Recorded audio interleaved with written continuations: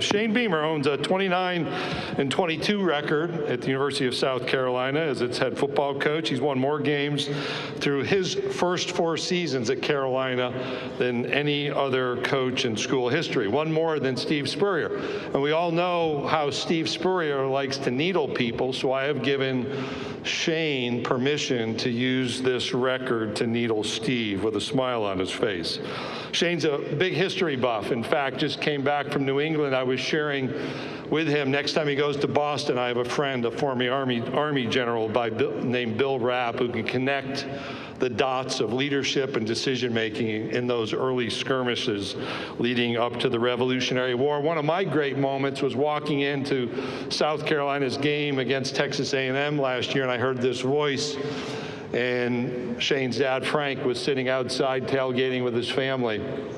And just a chance to have a football conversation and a family conversation with Frank about his family and his son and his work at South Carolina was a special thing for me. He and Emily, his wife, celebrated their 19th wedding anniversary, are planning their 20th wedding celebration for next year. And the Beamer Family Foundation is a nonprofit dedicated to empowering children and families through educational, health, and community support initiatives. This foundation has been founded by Shane and Emily and focuses on uplifting underserved communities, particularly in Richland County, South Carolina. Head coach of the South Carolina Gamecocks, Shane Beamer.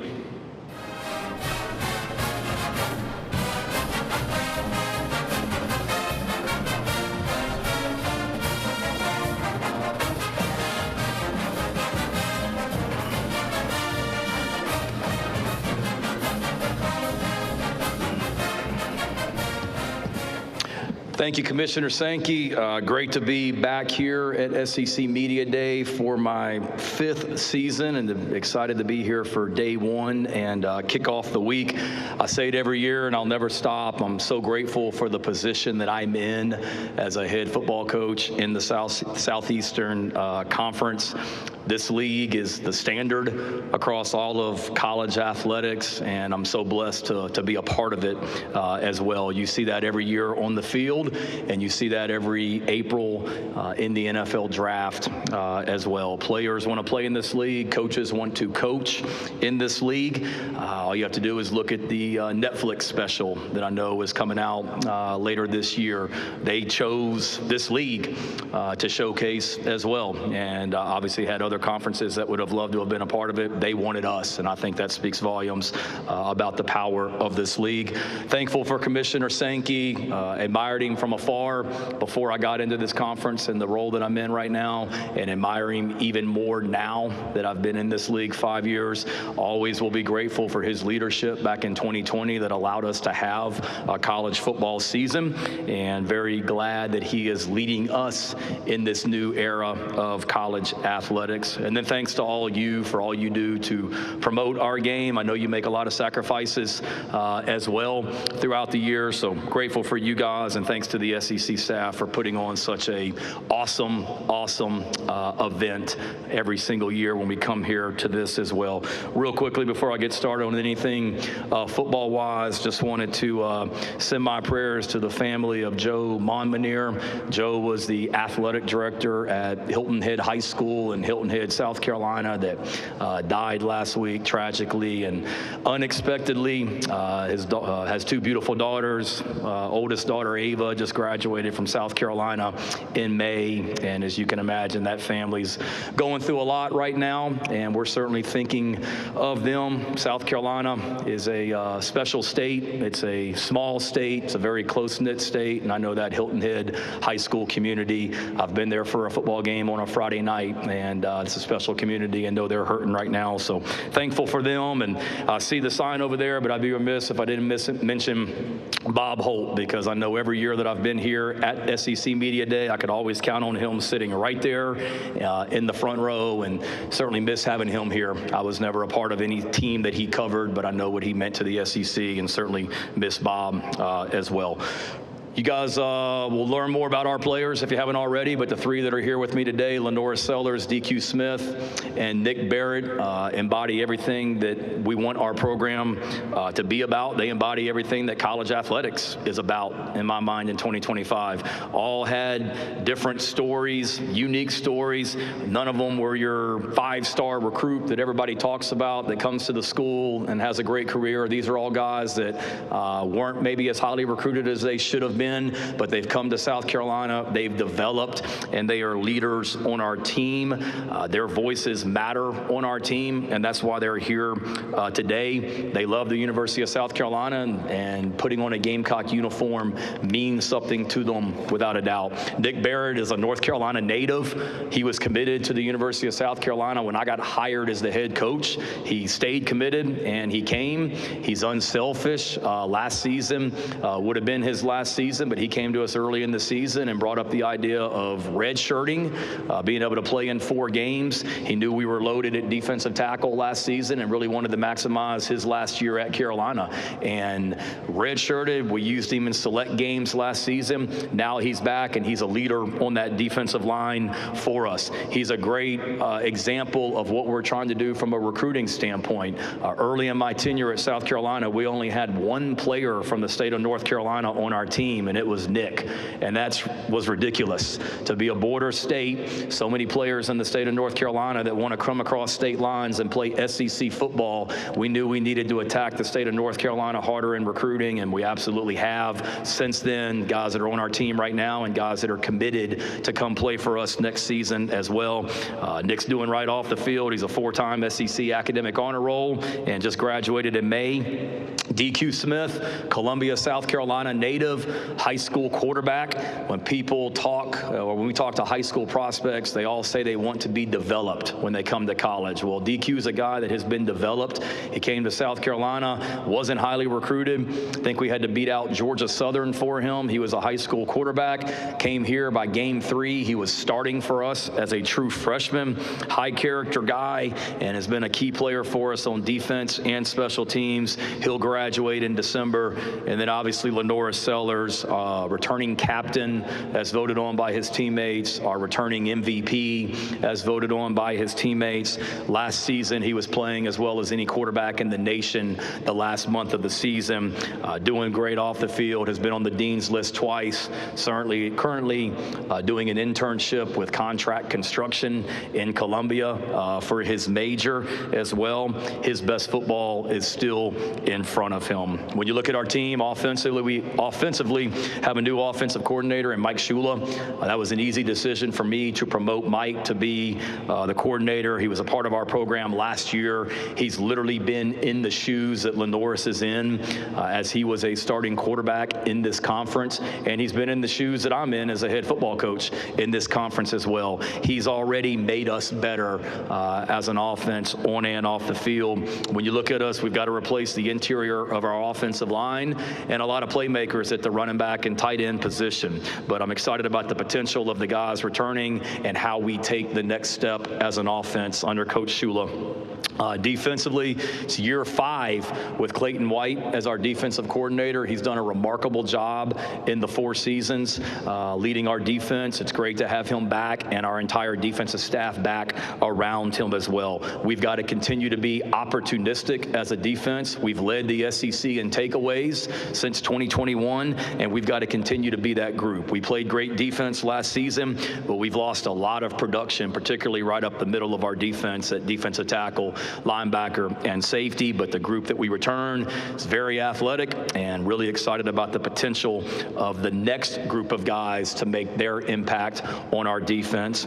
And then in special teams, this will be my 26th year in coaching coming up, and I don't believe I've ever been a part of a team that has to replace literally every key part of their special teams units like we do this season. We'll have a new punter, we'll have a new place kicker, we'll have a new kickoff guy, we'll have a new holder, we'll have a new snapper, we'll have a new punt returner, and we'll have a new kickoff returner. So that is, we've been very spoiled. Every punt that we've punted the football at South Carolina since I've been the head coach, Kai Kroger has punted the ball. So the first time we punt, and hopefully that won't be anytime soon, soon, we'll have a new punter out there as well. But those are guys that are young and talented, and excited to see what we do in year 2 under Joe DeCamillis as our special teams coordinator. We've got to continue to be aggressive and opportunistic there.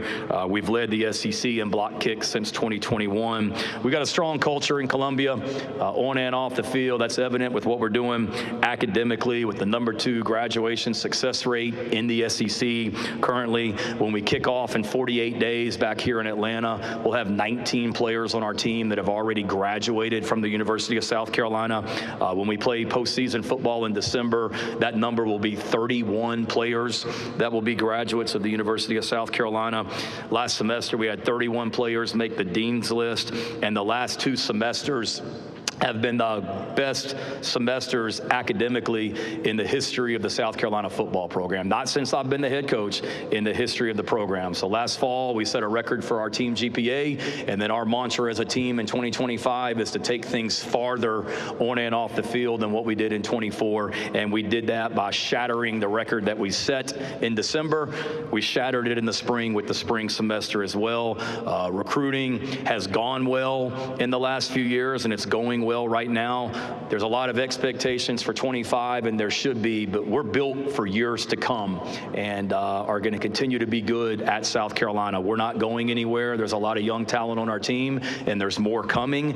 It's a great place to recruit, too. When you talk about the academics in Columbia, the beautiful campus that we have, a capital city, a fantastic place to live, the best fan base in all of America, the upcoming stadium improvements to Williams-Brice Stadium that are going to take place.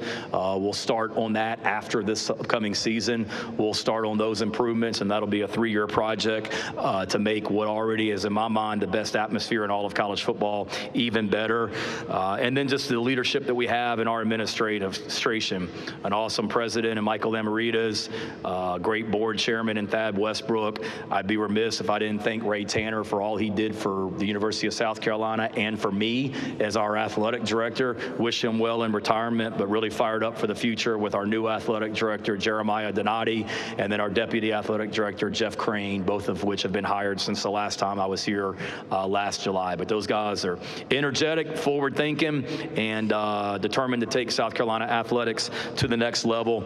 And there's a lot of excitement in Columbia right now. Playing in this league, you know every year the schedule is going to be tough. That's a great schedule that we get to play in this league. As a competitor, you want to compete against the best, and that's what we do in the Southeastern Conference. It's great hearing from other players when they transfer into our place, and they talk about how different our place is from where they came from in regards to the culture. You know, you hear a lot of negatives about college athletics right now, but there's so many positives in college athletics right now. There's so many positives in college football, and there's so many positives at South Carolina. I used this expression last year, and I'll use it again, but there's a saying, if you can't have fun at work, you got a bad job. Well, I absolutely love what I get to do every single day, and I have a great, great job in Columbia. There's no doubt about it. Top players, they didn't come to South Carolina.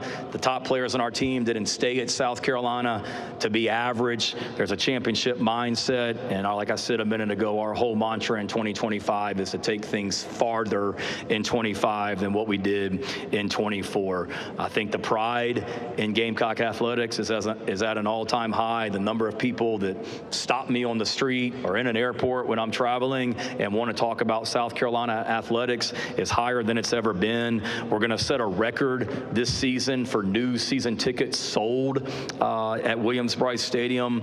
Booster Club memberships to our Gamecock Club, those memberships are on pace for an all-time high, and then we have already doubled this year our previous record for philanthropic giving to the University of South Carolina Athletic Department. So 48 days until we're back here in Atlanta. Cannot wait to kick things off against Virginia Tech in the Aflac kickoff game. Anything that Gary Stokan and his team with the Peach Bowl touch is going to be first class, and we could not be more fortunate to be playing in such a great event that they put on the Aflac kickoff game as well. The expectations at our place is to compete for the playoff each and every year and not just be bowl eligible.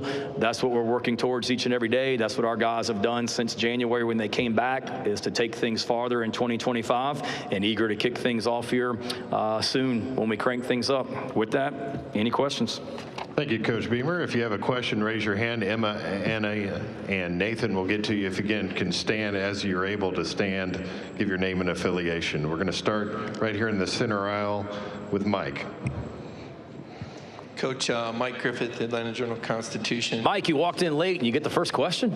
No, I've been here. I circled back just for you, Shane. All right, appreciate you, buddy. Good stuff.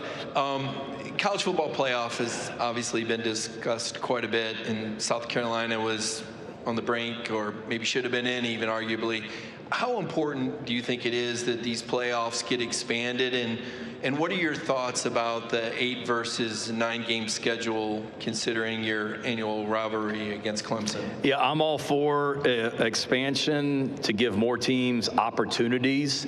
I want to make sure we have the greatest regular season in any sport in college athletics, in my opinion, because every regular season game means something. So you want to make sure that the regular season doesn't lose meaning, and confident that it won't if we expand. It'll still make a lot more games meaningful in the month of November in my mind, and then gives more teams opportunities to go compete for a championship, which is what anybody wants. I mean, we went into the last weekend last year against Clemson, Thanksgiving weekend, and not just us, but there were a lot of teams across the country that felt they still had an opportunity to get into that 12-team playoff. So I'm all for it. In regards to the 8 and the 9 game, competition is a core value of our program. So I'm never going to shy away from competition. I just said that we have a schedule that we get to play. But we also get to play Clemson every season as well. And that's a non-conference rival that we have that not every school in this league has. Florida plays a non-conference rival from another conference. Georgia does as well. And then Kentucky does. But I think we're the only ones. And I know everyone is going to play a Power 4, Power 5, whatever it's called now, team in the regular season typically. But in my mind, we're already playing 9 conference games. And then if we go to 9, we're now playing 10 conference games. And then we've also got future schedules with Miami on it, Virginia Tech this year, North Carolina State. So I'm all for competition, but I want to make sure that the other teams in this league aren't playing 9 SEC games and then playing 3, whatever you want to call them, games that they should win, because that's not very smart as the head coach of South Carolina to be doing that if that's what the other teams in this league aren't doing. Coach, we're going to go straight in front of me, about 4 rows back. Coach, Ryan Shapiro, Texas Sports Network. How are you doing today? I'm doing well, Ryan. How are you? Good. You mentioned that your mantra this season is to move forward and continue going further than you did last year. And you did that this offseason by producing another top 25 recruiting class. How are you guys going to put that into action on the field this year? Yeah, just continue to develop. I think after every season, I'm no different than any other coach. You look back at, the things you did well the previous season, the things you didn't do well the previous season, and figure out how you're going to improve and be better. And we did a lot of good last season, but there's a lot that we need to be better at offensively, defensively, and special teams. So we go to work at doing that. We go to work developing our roster, and then just realizing that every year it's a brand new year, now more so than any other. I mean, there's going to be guys here this week at SEC Media Day representing their teams that have never played a game in the SEC. And that's not a negative. I'm not knocking them, but it's just a point, making the point that people's rosters are completely different every single season, and we'll be picked higher this week than what we were last year when y'all did the picks in Dallas, just because we won 9 games and we bring back our quarterback. But also understanding that none of that matters, because every year is a new year. There's a lot of new faces all across the SEC, and for us it's just continue to work and just let's continue to try and get better and take this thing farther in 25. Coach, we'll go down the center aisle about 3/4 of the way back. Hey, Shane, Ben Portnoy, Sports Business Journal. You alluded to some of the changes. You had a big summer, by the way. Congrats. Thank you. I appreciate it. I'm still wiggling with the ring a little bit. But you alluded to some of the bigger changes in college sports right now. And when you look at just broadly around governance and the changes around NIL and the College Sports Commission and everything that's happening there, What is it that you want to see as this sort of iterates moving forward from governance, whether it's the NCAA, college football playoff, whoever it is that is actually running this? I guess, what is it that you want to see broadly in that space as a coach?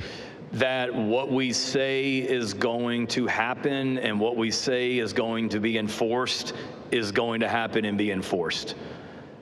Because for all the talk out there about what's new stuff and this and that, if there's no teeth to it, it doesn't matter. It's just going to continue to be. And what has been implemented with RevShare and the clearinghouse and all that, I see other conferences talking about the negatives about it already. Like, let's give this thing time to work and develop, and let's see what it is, and not all of a sudden say, well, it's not going to work and this and that. And I was in D.C. earlier this year talking about the need for national legislation, so I've been talking a lot about this, but something uniform that has some teeth to it where it is what it's supposed to be.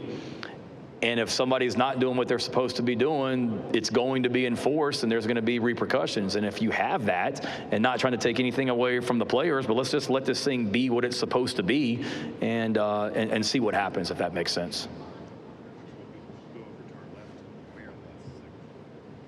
Yeah, Coach, Brooks Austin with the On Side Network. When you coach an explosive playmaker like a Norris at the quarterback position, how do you find that fine line between saying, we want you to play within the system, we want you to play on time, and not limiting that playmaking ability that he obviously naturally has? Yeah, it's a fine line, but that's what makes him so good, is just that natural playmaking ability that he has. And I've never told him don't run or anything. Be smart, and he's a smart guy. He knows when to get down and try and avoid contact, and he'll be even better at that this year for sure. But the thing that I would like to see is a lot of his long plays last year from a protection, or from a running standpoint or throws, were because, one, protection broke down, or two, he maybe didn't get rid of the ball as quickly as he should have. So let's be better in 25 about when to get rid of the ball, but also with protection, so he's not getting hit by 4 people in the backfield against Clemson and then somehow comes out of it and runs for 40 yards down the field. As cool as that is to watch, I'd rather it be the other way. But it's one of those, you don't try and overcoach it. And not that I'm not a quarterback guru by any stretch of imagination, but I was in college with Michael Vick, and I was at Oklahoma with Kyler Murray and Jalen Hurts, and being around guys like that, those guys that are weapons with their feet. You want to have that as a part of your offense, but you also want to be smart too, especially in this league with the defenses that we play week in, week out. Coach, we'll stay on the same side, about halfway back on the far aisle. Coach, Chris Marler, LouisianaSports.net, Locked On Gamecocks. Saw a stat around the NFL draft that said you had 3 former 3-stars, all ranked outside the top 500 nationally as recruits. Turn those guys into 3 top 50 NFL draft picks. How does that story about development help make it easier to get more elite recruits and also be able to tell that story to recruits moving forward? Yeah, great question. Are you free on official visit weekends next year? But no, that's something that we pride ourselves on in all seriousness, the development. When we ask high school prospects or transfers, what are you looking for in a school? I know there's more factors at play now than ever, but 90% of the time, the word development is going to come out of their mouth. Whether it be a transfer that comes here from another school, they want to be developed, or a high school senior that's coming here as a freshman, they want to be developed. And it's hard to argue that against our blueprint, if you will, because of what guys have done. Whether it be Nicky Manwari, who was a 3-star recruit coming out of high school, then was a early second-round pick this year, or DQ Smith, who was a high school quarterback and is getting ready to be a 4-year starter for us and have a chance to go on to the next level. Or from a transfer standpoint, Demetrius Knight, who transferred in from another school, or had been at 2 previous schools, and one of those previous schools called us and said, that guy can't play for you.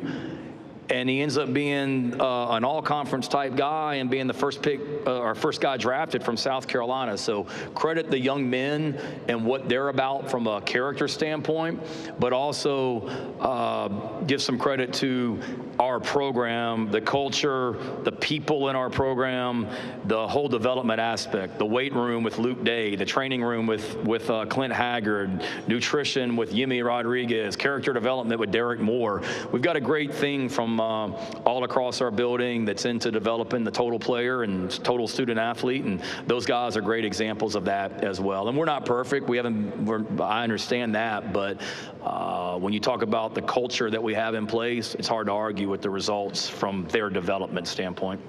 Okay, we'll go straight down this middle aisle. Hey Coach, Emily Grace McWhorter from The Next Round. How do you balance trying to turn the page on last season's success while still trying to emulate some of those elements that brought it? Yeah, thanks for the question.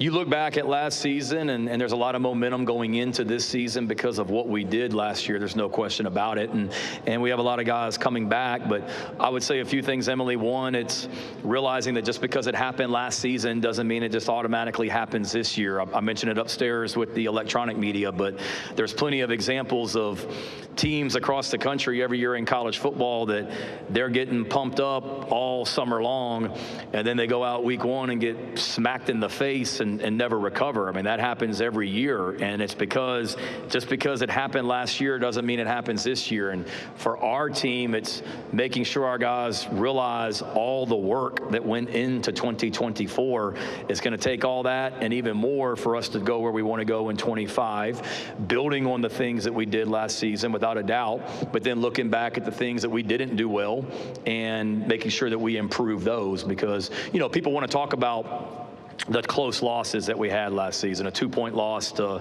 Alabama, a 3-point loss to LSU. I realize that, but nobody wants to talk about the 4-point win against Old Dominion. And then we had a 3-point win against Clemson and a 4-point win against Missouri. So understanding that in this league, like every Saturday is a battle, and it's a fine line between winning and losing, and understanding that we got to be doing every little detail, every little small thing, even though they're not small things, to get where we want to go next year or this year. Okay, we're going to stay in that same section in front of me, about midway back. Hi, Coach. Travis Brown, KBTX.com. To Ben's question, what is it, do you expect other coaches, other programs, when an enforcement comes down from the College Sports Commission, to actually do what's best for the sport as a whole and not just work in their own interest? Yeah, I would hope so. I think every coach that's going to stand up here this week and every coach across the country would say they want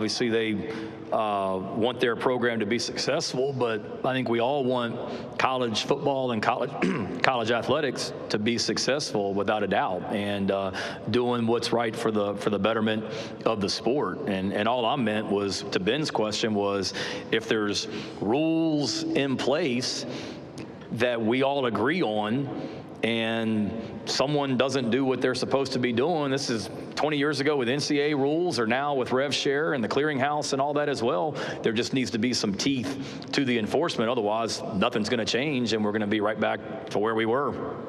Okay, we'll take a question right here up front. Hey, Coach. Dave Shoemate from the SEC Unfiltered channel. I used to work in college football recruiting personnel side. I think we actually briefly worked together at Georgia your first year. But in my opinion, we've ran some stats over on my end. Majority of the misses in college football, you tell me if you agree with me or not, are on the personal character, football character side of things. You guys have a retention rate that's much higher than a lot of other teams. Is there specifically something there? To Chris's point a little bit back there, he talked about development, but are y'all doing anything that you feel like is cutting edge on the front end of evaluating this kid's why? Is he a great teammate, or is it kind of just coming in and he's by osmosis blending into your culture already established? No, it's a great question, and it's a lot of that for sure. You want to make sure that you're bringing the right people into your program, and it's harder than ever to do that. The amount of time that we as coaches are all out on the road recruiting, it's limited. And particularly for a transfer portal guy goes in the portal, we may recruit a guy in high school for 3 years, guy goes in the transfer portal, you got about 6 hours to get him scheduled and get him on an official visit because other people are. So doing as much research as you can on guys, and then probably in a lot of ways, and I'm talking portal specifically now, when a guy comes in on a visit, I've never coached in the NFL, but I think it's very much probably like a free agent visit in the NFL where you're trying to find out as much about this guy while he's on your campus. It's recruiting, don't get me wrong, but it's making sure that he's a fit for you, and you're a fit for him without a doubt. There's no question about it. I think it goes back. Guys have to choose to come to South Carolina or whatever school for the right reasons. And there's a money aspect involved now that hasn't been there before. I get that. But if that is the only reason, they're probably going to be in the portal or looking to go in the portal every single year. And we've got a lot of guys at Carolina. Our retention rate is strong. I appreciate you saying that. And we've got a lot of guys that came to South Carolina for the right reasons, because of the culture, because of the people that we have here. But it's hard. We've not done great on some guys as well that we've brought in that didn't work out. But I think if you just rely on bringing the right people into your program, being willing to walk away from guys that don't fit. And I rely on our players a lot too, that we've had guys on our team that have come to me after we've brought somebody in on a visit and have said, coach, like, he ain't gonna fit what we're about. And we've walked away, from guys, being willing to do that, because now more than ever in college football, I think culture is more important than it's ever been. And you screw that up, it can torpedo your entire team pretty quickly. Okay, we've got one final question over on our left-hand side, about 3/4 of the way back. Hey, Shane. Connor O'Gara, Saturday Down South. You consume this stuff. I mean, what's been said and written about Lenoris in the offseason? What's been your perspective on seeing those conversations? I think Lenoris, it's exciting to see that. You're talking about a guy that is very humble, very hardworking, and has not changed. I mean, it is what it is. His life, his world has completely changed from last year at this time to right now because of what he did last season. But he's got a great family around him. He came back in January knowing the things that he needed to work on to get better at. He's done a great job of working hard and improving, all while, staying grounded and staying the same person. And I think, and we're going to be better around Lenoris this year as well on the offense. We'll have more depth and more competition at pretty much every position, I feel like, and that's going to help him. He doesn't have to be Superman for us. We just need him to continue to be the person that he is, the leader that he is, and the player that he is, and watch him continue to take this next step. But certainly it's different for him, but I think he's done a great job of handling it and just continuing to focus on the things that are important for sure. Coach Beamer, thank you for your time. Thank you. You guys have a fantastic week. Thank you.